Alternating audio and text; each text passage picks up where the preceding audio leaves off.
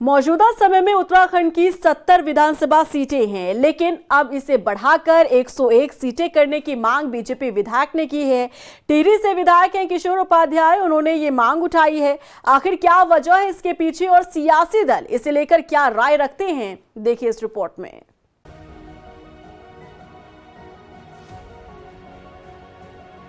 9 नवंबर 2000 में उत्तराखंड राज्य बनने के बाद अब एक बड़ी मांग उत्तराखंड में उठी है। टिहरी विधानसभा से बीजेपी विधायक किशोर उपाध्याय ने उत्तराखंड में 101 विधानसभा सीटें और 11 लोकसभा सीट किए जाने की मांग की है। विधानसभा अध्यक्ष ऋतु खंडूड़ी को पत्र भेजकर किशोर उपाध्याय ने उत्तराखंड विधानसभा से प्रस्ताव पास करने की मांग की, ताकि प्रदेश के उस प्रस्ताव को केंद्र को भेजा जाए। किशोर उपाध्याय का कहना है कि उत्तराखंड के पर्वतीय क्षेत्र को विकास की मुख्य धारा में और तेज गति देने के लिए ऐसा किया जाना बेहद जरूरी है। कई राज्यों में कम जनसंख्या और कम क्षेत्रफल के आधार पर विधानसभा और लोकसभा सीट निर्धारित है। ठीक उसी फॉर्मूले को उत्तराखंड में लागू किया जाना चाहिए। पर्वतीय क्षेत्र में जो विधानसभाएं हैं, और पिछली बार भी जब परिसीमन हुआ था तो मैं तो सुप्रीम कोर्ट तक गया कि जो है वो विधानसभाओं की संख्या कम नहीं होनी चाहिए पर्वतीय क्षेत्र में। आप मैदान में बढ़ाइए, हमें कोई नहीं, लेकिन पर्वतीय क्षेत्रों में कम मत करिए।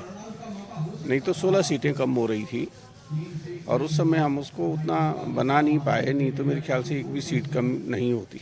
अब जैसे यहाँ देहरादून में, हरिद्वार में, उधम सिंह नगर में सीटें बढ़ गई हैं, तो उससे लोगों में कोई अच्छा संदेश नहीं जा रहा है। तो मैंने पहली बात तो उनसे ये कही है, निवेदन किया है कि कम से कम 101 सीटें यहाँ विधानसभा में होनी चाहिए और वो ज़्यादा करके सीटें बढ़नी चाहिए पर्वतीय क्षेत्र में।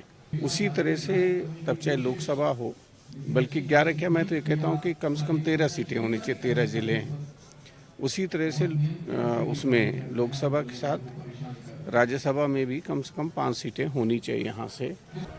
बीजेपी विधायक जहां उत्तराखंड में विधानसभा सीट बढ़ाए जाने की मांग कर रहे हैं, तो वहीं कांग्रेस का कहना है कि यदि प्रदेश के विकास को लेकर बीजेपी विधायक चिंता कर रहे हैं तो 101 विधानसभा सीट हो जानी चाहिए।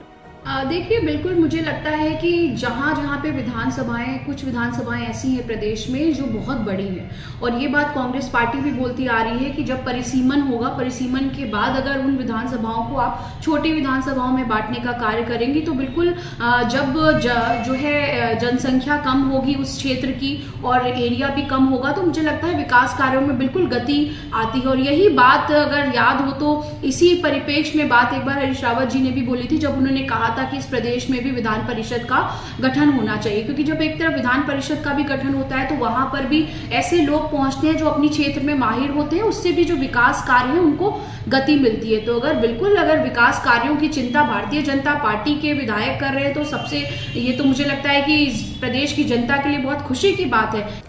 बता दें कि मौजूदा समय में उत्तराखंड में 70 विधानसभा सीटें हैं, जिसे बढ़ाकर 101 करने की मांग उठाई जा रही है।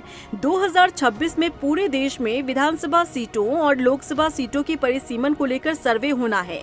उत्तराखंड में परिसीमन निर्धारित होने से पहले विधानसभा सीटों की संख्या बढ़ाई जाने की मांग उठने लगी है।